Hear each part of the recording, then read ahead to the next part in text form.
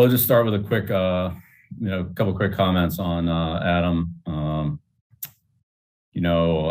Was very fortunate as a head coach to, have some outstanding kickers from, Stover to Adam to Steve, and Nick most recently. But Adam's really, in my mind, the best of all time. His consistency, his ability to handle clutch situations, and make the biggest kicks, and just the longevity of his career. I mean, almost a quarter of a century, and the consistency is just remarkable. It was such a pleasure to be with Adam, even from his rookie year in '96 to then when I came back, and it was obviously right in the prime of his career, and made so many big kicks. We were in so many close games during the time that I was, when he was here and I was the head coach. We were in so many close games that his ability to consistently put points on the board was incredibly valuable. And obviously the first kick in the snowball to tie it was, has to go down as one of the great kicks of all time, if not the greatest. And then, 2 game-winning kicks in Super Bowls just doesn't get any bigger than that. But, one thing with Adam, you never felt that. You never felt the pressure of the moment, and he certainly didn't seem to. So it gave me and our team, great confidence. And again, I was very, very fortunate to have a player of his caliber. In my time as a head coach, and then, as I said, before and after, we had some pretty good ones too. But Adam was really, really special. So tribute to him and his great career, and I'm sure we'll place him in the Hall of Fame in 5 years. That's where it should be. The OTA process. It's good to get all the players out there, obviously, and to be working with a full team.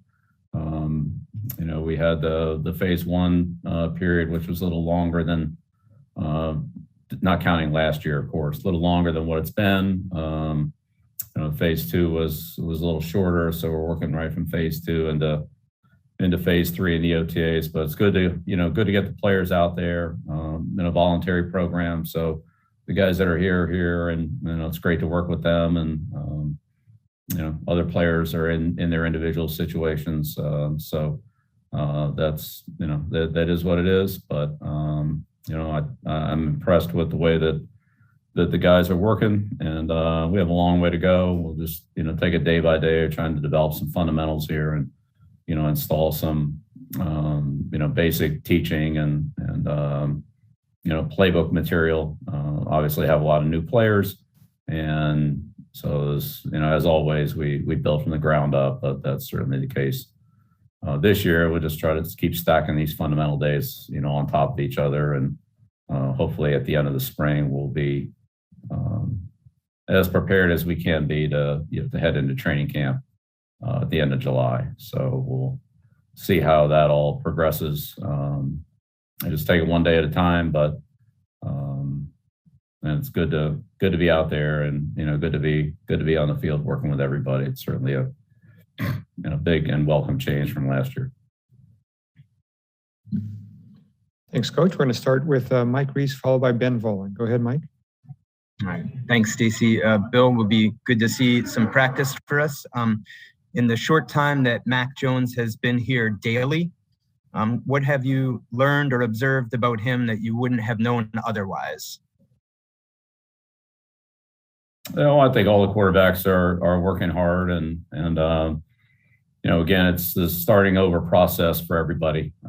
So some of them have been here, some of them haven't. They've had various levels of opportunity to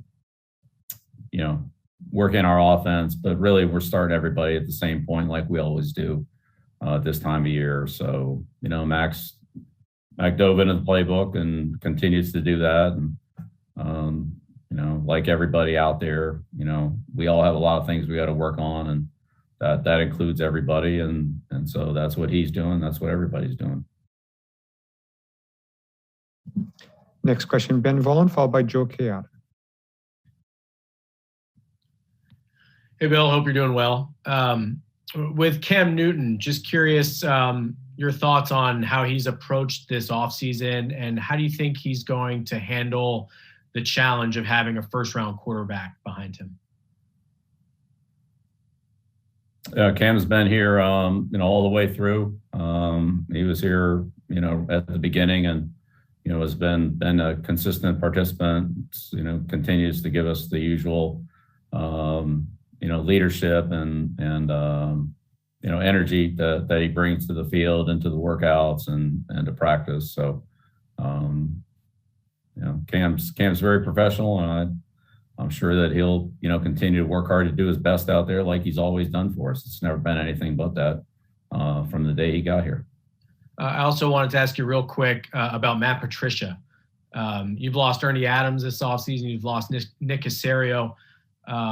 How important is it to have someone like Matt who you know and trust so much? And do you envision him filling some of their roles? Yeah, it's great to have Matt here. He's obviously a outstanding coach and has a lot of experience and gained some experience in areas in the last 3 years that he didn't have as much of an opportunity to be in prior to that when he left. So yeah, his advice and counsel and presence has been valuable for us in a lot of ways. So yeah, I'm extremely glad that he's here and appreciate the contributions that he gives us on a daily basis. Great, thanks. Next question, Joe Chiara, followed by Greg Bedard. Good morning, Bill. How are you? Good, Joe.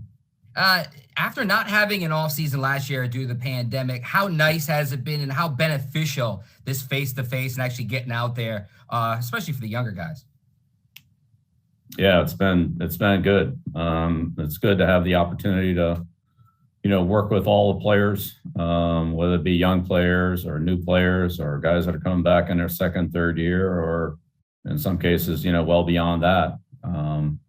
Work with them face to face, to be on the field, to, interact with them and to see them improve and to try to improve and to take the coaching and the instructions they're getting and turn those into, better plays and better reps the next day or the next opportunity they get to do that. So, that's what you want to see this time of year is the improvement of, each player individually and then collectively to start to, put a team together out there so that we can, call plays and run plays and everybody know what to do and then, refine the techniques and reads and adjustments and so forth as we go. And that's the phase in the process we're in, and it's it's obviously great to be a part of it. And we're making a lot of progress daily. Of course, we have a long way to go, but we're chipping away at it.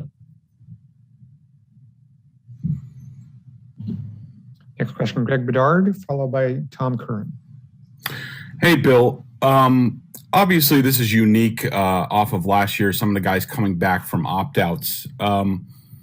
Do you have any sense on where Dante Hightower is as far as coming back? Do you think has he indicated that he's all in? Do you have any reason to believe that he won't be on the roster come training camp? Thanks.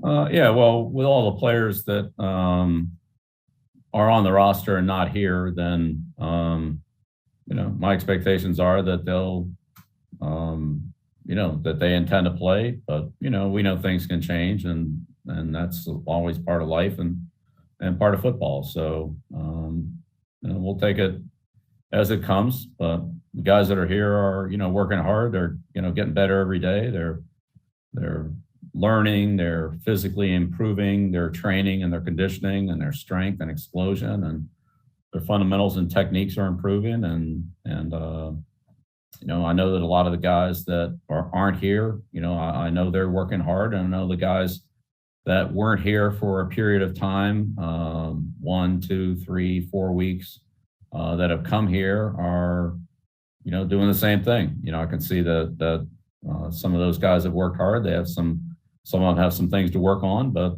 I'd say generally speaking that the guys that have come in that haven't been here the full time have been in pretty good condition and are ready to go. And again, each guy has his own circumstances, so I'm not going to get into that. But we'll see how it goes on some of the players that aren't here, which there's a number of them that aren't, but we'll welcome them when they get here. It's all voluntary, so when they're here, and we'll work with them. Next question, Tom Kern, followed by Evan Lazar. Hey, Bill, I have a question relative to Adam, which just occurred to me as you were speaking. Is he a good illustration for so many of the players who are coming in now, whether they be undrafted guys, first-year guys, everything that he did, whether it was in Amsterdam or he missed a ton of kicks very early in that, I think, 96 season before a game against Jacksonville. I just wonder if that would be something that you could talk to the team about. And I also have a question on Matt Judon. Yeah, well, I mean, there's a lot of great things about Adam's career. As you referenced, he wasn't a number one draft choice. He didn't come in with, that type of a pedigree. Did all the things that that he could do, and I think we all, for all of us, really, it's a process. Nobody comes in, even if you're drafted in the first round or whatever. Everybody's got a long way to go to improve in this league, and some guys do more than others, obviously, and certainly Adam took advantage of his opportunities, much like many other players have here, from Troy Brown to Steve Neal to you just keep right on going with all the free agents that we've had here that have come in and had good careers. So yeah, I mean, I think there's a lesson from all of them, but there's certainly Adam's, gone to the absolute top of his profession and position, and nobody's done more or done it better than he has, and that's a credit to his hard work, mental toughness, and his ability to have that kind of longevity, which encompasses a lot of things, but he's done them all. And just really quick on Judon, thanks for the answer on Adam.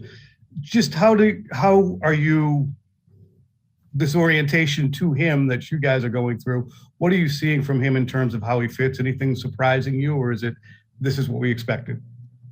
Early, I know. Yeah, well, again, I look, for all the players at this point, I don't think this is a big evaluation period. I think this is a teaching period, and everybody's really trying to get in shape and get comfortable with what we're doing and so forth. So whether it's WebEx meetings or individual drills or a sprinkling of some group and team drills in there, we'll see how it all comes together with everybody. I don't think there's any revelations at this point on anybody. Next question, Evan Lazar, followed by Chris Ryan. Hey, Coach, I just wanted to ask you if you guys have gotten any sense from the league if the IR and practice squad rules that you guys had last year are going to continue into this year, and if you think it would be beneficial to continue those rules moving forward. Yeah, all that's out of our hands, Evan. It's however that gets decided, it gets decided. And honestly, I'm just trying to worry about coaching this team and trying to do a good job to help our team prepare and improve through the spring. So whatever those rules are, they are. We're a long way from dealing with those right now. Next question, Chris Ryan, followed by Ian Steele. Hey, Bill, how are you? Good, Chris. Wanted to ask you about some of the things that the players have been talking about, where they like the way the team looks on paper, but have talked about the significance of the work that you have to put in. At what sense in time do you get a sense for what the team is outside of what it is on paper as you go through your process?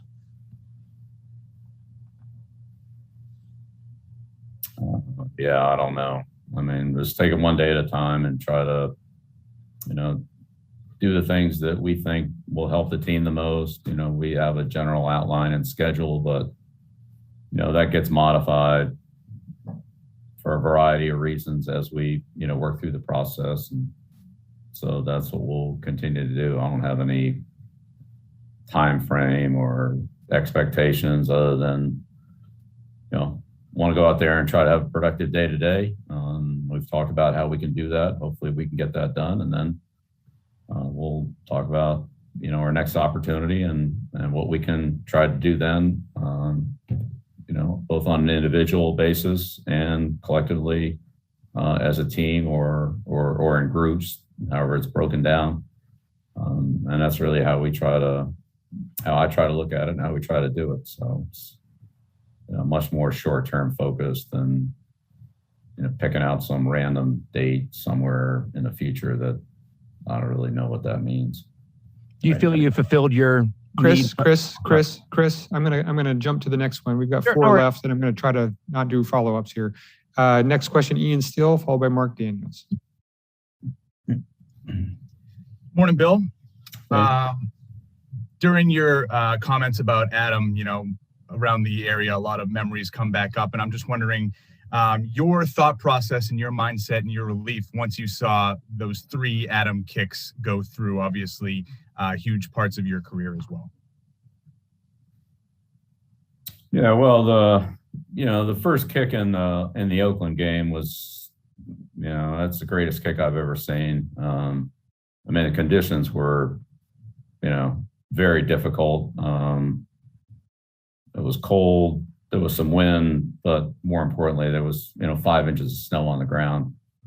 Now, the overtime kick, which was a hard kick too, is certainly by today's standards, where there aren't very many games on grass and there's a lot of dome games and turf games and so forth. But that kick was obviously a great kick too, and it's a pressure kick. And it wasn't easy. I'm not saying that, but there was a timeout and there was time to clear the snow and so forth. But when we look back at the regular, the kick during the regulation, the depth of the snow, the length of the kick, the conditions, to just make that kick in practice with no rush, no anything would have been a great kick. To do it in the pressure that he had, and the game conditions and all. I thought that, to me, that's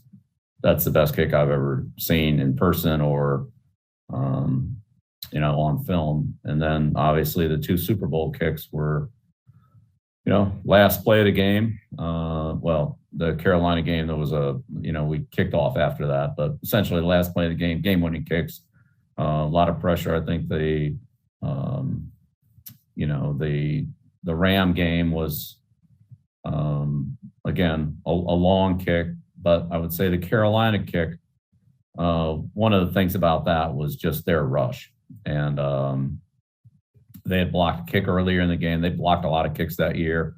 They had that's probably one of the all-time great field goal rush teams. Again, the rules were different than what they were back in the 70s when you could, run with the double jumpers and some, there was some different rules that made the rushes a little more effective schematically, maybe back in the 70s, but to early 80s. But with what the rules were at that time, in 2003, that was a great rush team. Those guys were long, strong, explosive off the ball. They were hard to block. And so not only the kick, but the kick against a really good rush, having to get the ball up. Bad kick there, that could easily, gone the other way. So it was, I think that was really probably one of the underrated kicks that Adam had, just because of the degree of difficulty on the other side of the ball. But yeah, he had a lot of big ones. Like I said, we were in a lot of close games and it seemed like every kick was a big kick. It's 13-10, 17-14, 21-17, to make it 24, whatever. He had all those kicks that the points were just at such a premium there. And 01 and 03, even 04, a lot of tight games that Yeah, I mean, it's hard to single them out, but certainly those four are, you got to put them near the top of the list. I thought the Carolina kick was an underrated great kick. I mean, game-winning kick in a Super Bowl. I don't know how you can say that's underrated, but those conditions that was a good rush team. And apologies to those that we didn't get to. Last question will be Mark Daniels.